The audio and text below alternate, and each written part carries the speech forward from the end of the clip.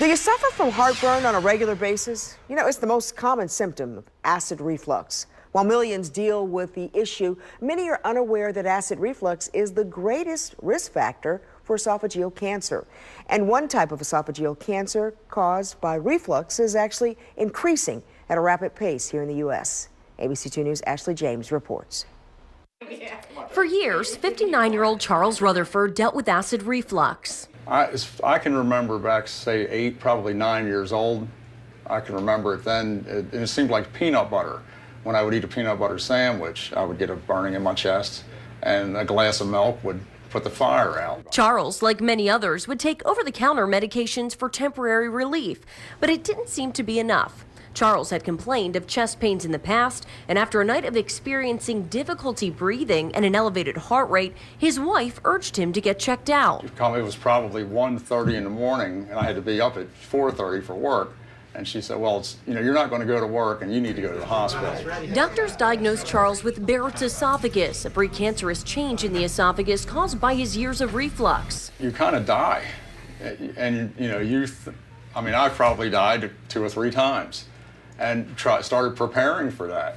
Acid reflux is the greatest risk factor for esophageal cancer, a cancer often diagnosed in the late stages when treatment is rarely successful.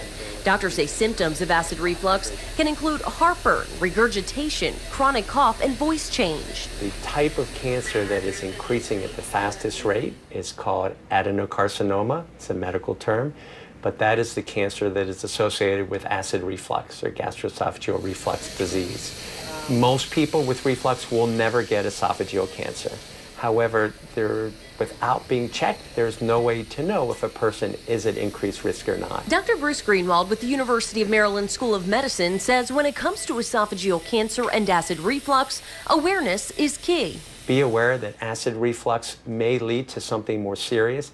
Talk to your doctor or healthcare provider about it, and if they feel it's appropriate, you can get checked, and we can look for the damage of acid reflux through something called upper endoscopy, where we examine the lining of the esophagus and see if a person's at risk. Since his diagnosis, Charles has gone on to have about a half-dozen procedures, removing the dysplasia. Charles knows things could have been much worse if he waited any longer and is urging others to get checked out. Your body will tell you when something's not right. And you really need to listen to it.